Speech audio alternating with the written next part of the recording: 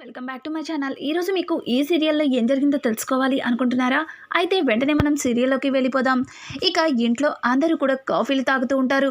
ఇంతలో కళ్యాణ్ అయితే చాలా ఫాస్ట్గా వచ్చి అందరికీ ఒక గుడ్ న్యూస్, నాకు కొత్తగా రిలీజ్ అవుతున్న మూవీలో 5 పాటలు రాయడానికి అవకాశం వచ్చింది అని చెప్పి ఇక కళ్యాణ్ చెప్పిన మాటలకి అందరూ కూడా సంతోషిస్తారు. ఇంకా ప్రకాష్ అయితే, రే కళ్యాణ్, సాధించావురా, నువ్వు అనుకున్నది సాధించావని చెప్పి కళ్యాణ్కి కంగ్రాట్స్ చెప్తారు. ఆ హ్యాపీనెస్లో అందరూ కూడా సరదాగా డ్యాన్స్ చేస్తూ ఉంటారు. ఇదంతా చూసిన రుద్రాణి అయితే చాలా కోపంగా లోపలికైతే వెళ్ళిపోతుంది. రుద్రాణిని చూసిన రాహుల్, మమ్మీ నువ్వెక్కువ ఆవేశపడకు, చూడు, తొందరపడి ఇప్పుడు ఏ ఒక్క పొరపాటు చేసినా అనవసరంగా అందరూ కలిసి నిన్ను బయటికి గెంటేస్తారు, వద్దు మమ్మీ వద్దు అని అంటుంటే ఇక రుద్రాణి అయితే చాలా ఆవేశంగా అనామికకి కాల్ చేస్తుంది. మమ్మీ ఎవరికి కాల్ చేస్తున్నావు అని అంటుంటే నువ్వు వాగు అన్నట్టుగా చేతిని చూపిస్తుంది. ఇక రాహుల్ అయితే సైలెంట్గా ఆగిపోతాడు. ఇంకా రుద్రాణి అయితే అనామికకి కాల్ చేసి, ఏయ్ నీకు బుద్ధి లేదా, ఎన్నిసార్లని వీళ్ళతో తన్నులు తింటావు అని చెప్పి రుద్రాణి అయితే కావాలని ఫుల్గా అనామికని రెచ్చగొడుతుంది. అప్పటికే రాజు మీద అలాగే సామంత మీద కోపంతో రగిలిపోతున్న అనామిక, రుద్రాణి గారు మీరు ఏం మాట్లాడుతున్నా వింటున్నాను కదా అని మీరిష్టం వచ్చినట్టు మాట్లాడితే ఇక్కడ వినడానికి నేను సిద్ధంగా లేదు అని అంటుంటే, చూడు, నువ్వు ఏదో చేస్తావని నీ మీద నేను చాలా నమ్మకం పెట్టుకున్నాను, కానీ నువ్వు ఎందుకు పనికిరావని అర్థమవుతుంది. ఇంట్లో అందరి మొహాల్లో నవ్వులు చూస్తుంటే నాకు ఒళ్ళు మండిపోతుంది. పైగా సిగ్గు లేకుండా రాజ్ కావ్యలతో తన్నులు తిన్నావంట కదా అని చెప్పి ఇక రుద్రాణి అయితే అనామికని ఫుల్గా రెచ్చగొడుతుంది. రుద్రాణి గారు మరీ ఎక్కువ ఆవేశపడకండి. చూడండి, ఇప్పుడు వాళ్ళింట్లో నవ్వుల్ని మాత్రమే వింటున్నారు, కానీ తెల్లవారేసరికల్లా ఆ నవ్వులు పోయి అమావాస్య చీకటి మబ్బులు కమ్ముకుంటాయి. ఇక అందరూ కూడా ఏడుస్తూ కూర్చుంటారు, చూస్తుండండి అని చెప్పి అనామిక కాల్ కట్ చేస్తుంది. ఇంకా ఇంట్లో అందరూ కూడా అన్ని గొడవలు సర్దుమణిగాయి. ఇంకా ఇలాగే ఉంటే ఏం బాగుంటుంది? అప్పు కళ్యాణ్లకి మన చేతుల మీద ఎట్లాగో పెళ్లి జరిపించలేదు, కనీసం వాళ్ళ ఫస్ట్ నైట్నైనా మన చేతులతో చేద్దామని చెప్పి ఇక ఇంట్లో అందరూ అనుకుంటూ ఉంటే ధాన్యలక్ష్మి మాత్రం, ఇప్పుడు అదంతా దేనికి, వాడు ఇప్పుడిప్పుడే కదా సెటిల్ అవుతున్నాడు, దానికి కొంత టైం పెడదాం అని చెప్పి ధాన్యలక్ష్మి అంటూ ఉంటే పక్క నుంచి ప్రకాశం అయితే, చూడు ధాన్యం, ఇంకా కొడుకుని ఒంటరిగా ఉంచాలని చూస్తున్నావా? నీకు మనవడినో మనవరాలను ఎత్తుకోవాలని లేదా అని చెప్పి ఇక ప్రకాశం అయితే ధాన్యలక్ష్మితో చెబుతూ ఉంటే అదంతా విన్న కళ్యాణ్ సిగ్గుపడుతూ అప్పు దగ్గరికి వెళ్తాడు.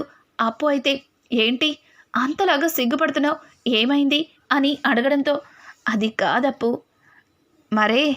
మరే ఇంట్లో అందరూ మనకి ఫస్ట్ నైట్ని అరేంజ్ చేయాలనుకుంటున్నారు అని చెప్పడంతో, ఏంటి ఫస్ట్ నైటా, ఇప్పుడే వద్దనుకున్నాం కదా అని చెప్పి అప్పు కాస్త కూడా సిగ్గుపడకుండా కళ్యాణ్తో అంటుంది. ఒక్కసారిగా కళ్యాణ్, ఏంటి ఆ విషయం తెలియగానే నాకు చెప్పలేనంత సిగ్గేసింది, కానీ నువ్వేంటి అంత క్యాజువల్గా ఉన్నావు? అంతేలే, ఎంతైనా ఆ అమ్మాయి అనుకుని ఆ అబ్బాయిని పెళ్లి చేసుకున్నాను అని చెప్పి ఇంకా కళ్యాణ్ మాట్లాడుతూ ఉంటే ఒక్కసారిగా అప్పు, ఏంద్రబాయ్ ఎక్కువ మాట్లాడుతున్నావు, అసలు నిన్ను అని చెప్పి ఇక దగ్గరగా వెళ్తుంటే అప్పుని పట్టుకుని కళ్యాణ్ దగ్గరికి లాక్కుంటాడు.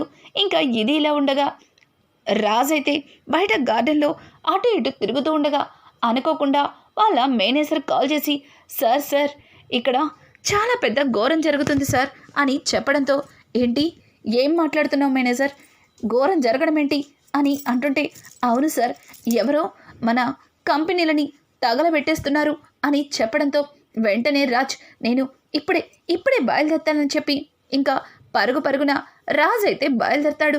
రాజ్ అలా వెళ్తూ ఉంటే కావ్య, ఏవండి ఆగండి, ఎక్కడికి వెళ్తున్నారు అని పిలుస్తున్నా సరే పట్టించుకోకుండా రాజ్ అయితే వెళ్ళిపోతాడు.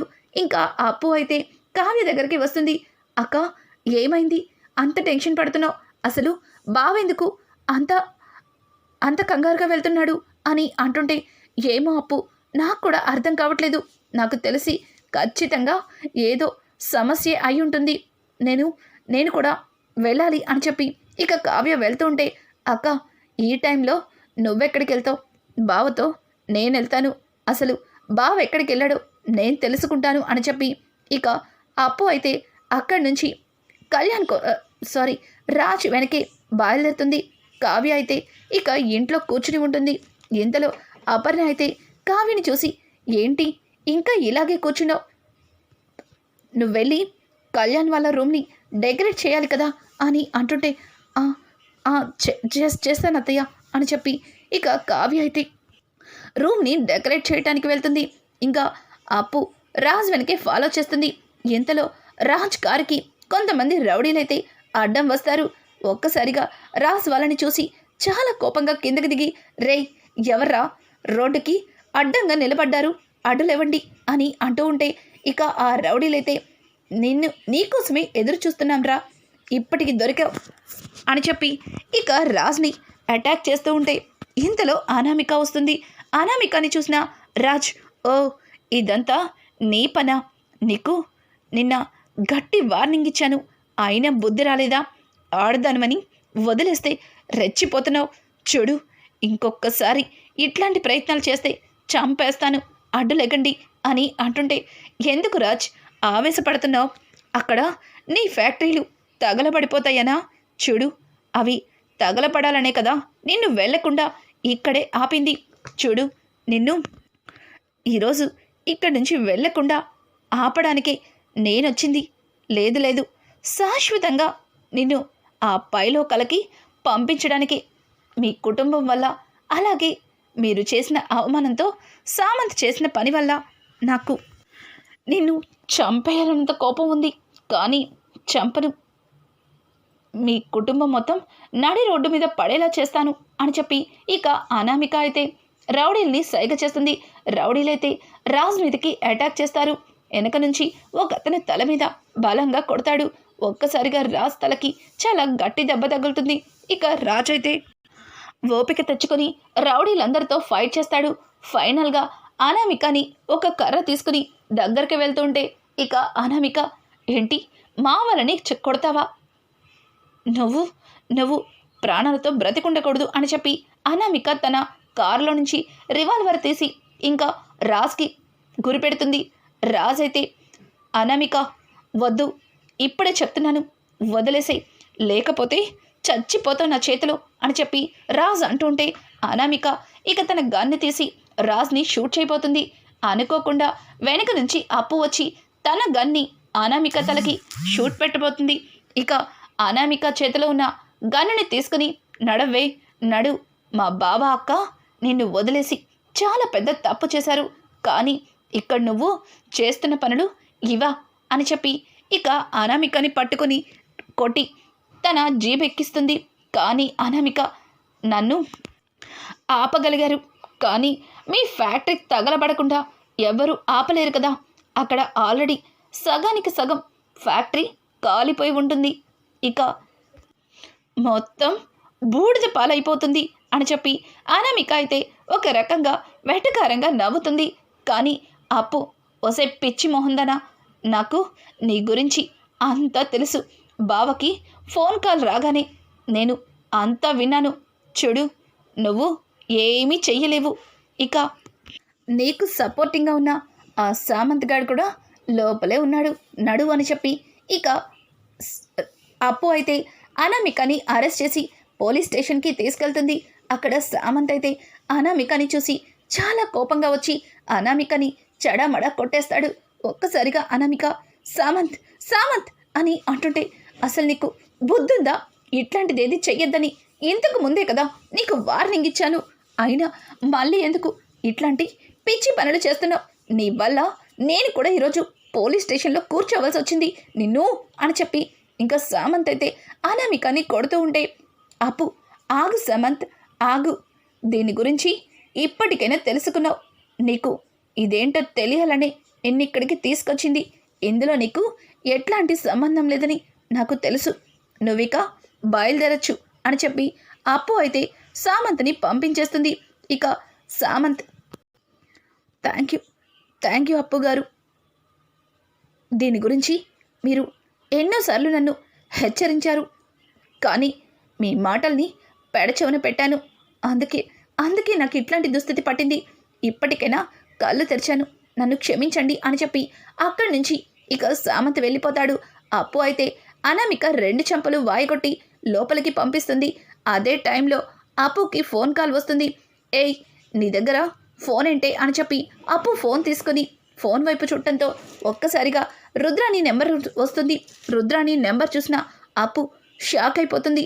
ఇక రుద్రాణి ఫోన్ని లిఫ్ట్ చేయడంతో రుద్రాణి, ఏంటి ఉదయానికల్లా అంత తగలబడిపోతుంది అన్నావు, అలాగే ఈ కుటుంబం రోడ్డు మీద పడుతుంది అన్నావు, వీళ్ళ నవ్వులన్నీ మబ్బులు కమ్ముకుంటాయి అని చెప్పావు, కానీ ఏం చేస్తున్నావో చెప్పి సావు, అలాగే నువ్వు చేసే పని కాస్త జాగ్రత్తగా చెయ్యి అని చెప్పి ఇక రుద్రాణి అయితే అనామిక అనుకుని అప్పుతో అంతా మాట్లాడేస్తూ ఉంటుంది. అప్పు ఆ మాటల్ని రికార్డ్ చేసి నిన్న తాతయ్య గారి ముందు మారిపోయినట్టు నటించి ఇప్పుడు ఈ అనామికతో చేతులు కలిపి ఇట్లాంటి పని చేస్తుందా అని చెప్పి అప్పుకి చాలా కోపం వస్తుంది. ఇంకా కాల్ అయితే కట్ చేస్తుంది. ఇక్కడ చూస్తే రాజ్ అయితే దెబ్బలతో ఇంటికి వస్తాడు. రాజ్ని చూసిన కావ్య, ఏవండి, ఏంటండి, ఏమైంది, ఈ దెబ్బలేంటండి అని చెప్పి ఇంకా కావ్య అయితే రాజ్ని పట్టుకుని ఏడుస్తుంటుంది. పైనుంచి రుద్రాణి ఇదంతా చూసి, ఇదేంటి, వీడు తిరిగి వచ్చేశాడు, వీడిని చంపేస్తాననింది, ఏదేదో చేస్తాననింది, ఇప్పుడు వీళ్ళతో పాటు నేను కూడా ఏడవకపోతే నిజంగానే ఇదంతా నేనే చేశానని నా మీద డౌట్ పడతారు అని చెప్పి ఇక రుద్రాణి అనుకుంటూ అందరికంటే ముందుగానే తనే పరిగెత్తుకుంటూ వచ్చి, రే రాజ్, ఏంట్రా ఈ దెబ్బలు, నిన్ను ఇట్లాంటి పరిస్థితుల్లో చూస్తానని అస్సలు అనుకోలేదు, అయినా ఇన్ని దెబ్బలు ఎట్లా తగిలారా అని చెప్పి ఇంకా అనామిక అయితే రాజ్ని ఎగ్గదిగా చూసేస్తూ తన చేతులతో రాజ్ని తడుముతూ ఉంటుంది. అది చూసిన అనామిక, ఏంటి దెయ్యాలు వేదాలు వర్లించినట్టు నువ్వు రాజ్ని చూసి తెగ బాధపడిపోతున్నావు, ఇట్లాంటి పనులన్నీ నువ్వే కదా చేయిస్తావు, ఎక్కడ దొరికిపోతానా అని ముందు జాగ్రత్తగా ముందే ఎవ్వరికి డౌట్ రాకుండా బాగానే చేస్తున్నావే అని అంటూ ఉంటే ఇక రుద్రాణి అయితే, ఏంటి స్వప్న అట్లా మాట్లాడుతున్నావు, రాజు ఇన్ని దెబ్బలతో వస్తే బాధపడకుండా పైగా నన్ను అనుమానిస్తావా, నిన్నే చెప్పాను కదా నేను మారిపోయానని, ఇక నుంచి ఎవరిని బాధ పెట్టనని అని అంటూ ఉంటే, అవునవును చాలా బాగా మారిపోయారు అని చెప్పి అప్పు అయితే అక్కడికి వస్తుంది. అప్పుని చూసిన రుద్రాణి, ఏంటప్పు, నా గురించి నీకు ఏం తెలుసని అలా మాట్లాడుతున్నావు, నిజంగానే నేను మారిపోయాను, అందుకే కదా రాజ్ని ఇట్లాంటి స్థితిలో చూసి తట్టుకోలేకపోతున్నాను అని అంటుంటే, అక్క ఈ రుద్రాణి గారు చెప్పేదంతా అబద్ధం, బావ ఇట్లాంటి పరిస్థితికి రావడానికి ఒక విధంగా ఈ రుద్రాణి గారు కూడా కారణమే అని అంటూ ఉంటే ఇంకా రాజైతే, ఏం మాట్లాడుతున్నావు అప్పు అని అంటుంటే, అవును బావా, ఒక్కసారి ఈ వాయిస్ రికార్డ్ వినండి అని చెప్పి ఇంకా అనామికకి రుద్రాణి ఫోన్ చేసిన రికార్డ్ని అందరి ముందు బయట పెడుతుంది. అది చూసి తట్టుకోలేక ఇక ప్రకాశం అయితే సుభాష్ అయితే రుద్రాణి చంప చల్లు మనిపిస్తాడు. రుద్రాణి అయితే, అన్నయ్య అని అంటూ ఉంటే, నార్మోయ్, ఇంకొకసారి నన్ను అట్లా పిలిచావంటే చంపేస్తాను, ఎవరే నీకు అన్నయ్య, నువ్వు నాకేమీ కావు, కేవలం మా ఇంటి గుమస్తా కూతురివి, అంటే నువ్వొక పనిదానివి, అర్థమవుతుంది కదా, నీకు ఇంటి ఆడపడుచు హోదాని ఇచ్చి తప్పు చేశారు మా నాన్నగారు. నాన్న, ఇప్పటికైనా ఈ రుద్రాణి అసలు రంగు బయటపడింది, ఇప్పటికీ కూడా దీన్ని ఇంట్లో ఉంచితే అంతకంటే తప్పు ఇంకేది ఉండదు అని చెప్పి సుభాష్ చెప్పడంతో పక్క నుంచి అపర్ణ అలాగే ఇందిరాదేవి కూడా, అవును మావయ్య గారు, ఇప్పటికీ ఈ రుద్రాణిని ఇంట్లో ఉంచితే అంతకంటే పెద్ద తప్పు ఇంకేది ఉండదు అని చెప్పి ఇక అపర్ణ కూడా మాట్లాడుతుంది. పక్క నుంచి స్వప్న, ఏయ్, మీ అమ్మ చేసేదానిలో నీకు కూడా భాగం ఉంది కదా, నువ్వు కూడా మీ అమ్మతో తోడు దొంగవే కదా అని అంటుంటే ఇక రాహుల్కి అంతా అర్థమయ్యి ఎక్కడ తనని కూడా రుద్రాణితో బయటకి గెంటేస్తారేమో అని భయపడి, లేదు లేదు స్వప్న, మా అమ్మ మా మమ్మీ చేసిన దానిలో నాకు ఎట్లాంటి సంబంధం లేదు మమ్మీ, ఎందుకు మమ్మీ ఇలా చేశావు అని చెప్పి ఇక రాహుల్ కూడా అడ్డం తిరిగిపోతాడు. ఒక్కసారిగా రుద్రని, రే ఏంట్రా నువ్వు కూడా వాళ్ళకు మళ్ళీ మాట్లాడుతున్నావు అని అంటుంటే, అవును మమ్మీ, తాతయ్య నిన్నే చెప్పారు కదా బుద్ధిగా ఉండమని, కానీ నువ్వేం వినిపించుకోకుండా ఆ అనామికతో చేతులు కలిపి చూడు రాజ్కి ఎన్ని దెబ్బలు తగిలేలా చేశావో అని చెప్పి ఇక రాహుల్ కూడా రుద్రాణిని గట్టిగా అరుస్తాడు. ఇదంతా వింటున్న ధాన్యలక్ష్మి అప్పు దగ్గరకొచ్చి, అప్పు దీంతో ఇంకా మాటలు అనవసరం, ఇట్లాంటిది ఈ ఇంట్లో ఉండడానికి వీల్లేదు, చూడు దీన్ని అరెస్ట్ చేసి లోపల పడేసి ఆ అనామిక ఇది ఇద్దరు కలిసి జైల్లో కూర్చుని అష్టాచమ్మ అలాగే చెమ్మ చెక్కలాడుకుంటారు అని చెప్పి ధాన్యలక్ష్మి అయితే రుద్రాణిని ముందుకు నెడుతుంది. ఇక అప్పుతో వచ్చిన కానిస్టేబుల్స్ రుద్రాణిని తీసుకొని అక్కడి నుంచి వెళ్ళిపోతారు. ఇంకా రాజ్ని చూసిన అపర్ణ అయితే, రాజ్ ఎందుకురా ఇట్లాంటి సావాసం చేసావు, అంత ప్రమాదమైనప్పుడు ఇంట్లో వాళ్ళకి చెప్పుండాల్సింది, మీ బాబాయ్ని అలాగే మీ డాడీని ఇక కళ్యాణ్ని తీసుకుని వెళ్ళుండాల్సింది అని అంటుంటే, అవునవును నన్ను కూడా పిలవాల్సింది, నేను కూడా వచ్చేవాడిని అని చెప్పి రాహుల్ మాట్లాడుతుంటాడు. ఇక కావ్య అయితే, పోనీలే గండం గడిచింది, ఆయనకేం కాలేదు, అదే నాకు సంతోషం అని అంటూ ఉంటే, ఇక స్వప్న అయితే, రాజ్కి ఏమీ కాలేదు, రాజ్ తిరిగొచ్చాడు, ఇక మాటలతోనే సరిపెట్టేద్దామా, అప్పుని కళ్యాణ్ని గదిలోకి పంపించేదేదైనా ఉందా అని అంటూ ఉంటే, ఇక ధాన్యలక్ష్మి అయితే, ఏంటి ఈ డ్రెస్తోనా తను గదిలోకి వెళ్ళేది అని చెప్పి ధాన్యలక్ష్మి అనడంతో అందరూ నవ్వుతారు. ఇంకా ఇందిరాదేవి అయితే, ఏ డ్రెస్ వేస్తే ఏమైంది, లోపలికి వెళ్ళేది తన భార్యే కదా, సరే వెళ్ళండి, పంతులు గారు చెప్పిన ముహూర్తం దాటిపోతుంది అని చెప్పి ఇంకా అప్పుని అలాగే కళ్యాణ్ని గదిలోకి తోస్తారు. ఇంకా ఇక్కడ చూస్తే కావ్య అయితే రాజ్ని నిదానంగా తీసుకుని తన గదిలోకి అయితే వెళ్తుంది. కానీ రాజ్ తనంతట తానే డోర్ వేస్తుంటే కావ్య ఒక్కసారిగా షాక్ అయి, ఏంటండి అని అంటుంటే, నిన్నన్నావు కదా పాప బాబు కావాలని, మరి దానికి ప్లాన్ చేసుకోవాలి కదా అని రాజ్ అంటుంటే, చాలే ఈ అవతారంతో పిల్లల్ని కంటారంట, ముందు వెళ్ళి రెస్ట్ తీసుకోండి అని అంటుంటే, చూడు ఈ రోజు నుంచి నాకు రెస్ట్ అనేది లేదు, పిల్లల్ని కనే వరకు కష్టపడాల్సిందే అని చెప్పి రాజైతే కావ్యతో సరదాగా మాట్లాడతాడు. ఇంకా కొద్ది రోజుల తర్వాత అప్పు ఒక పాపని అలాగే కావ్య ఒక బాబుని ఎత్తుకొని పైనుంచి కిందకి దిగుతూ ఉంటారు. అలా వాళ్ళని చూసిన కుటుంబం చాలా సంతోషిస్తుంది. ఇక సంతోషంగా ఉన్న ఈ కుటుంబం ఎప్పటికీ ఇలాగే ఉండాలని కోరుకున్నట్టయితే ఇక ఈ సీరియల్ని ఇంతటితో ఎండ్ చేస్తున్నారు.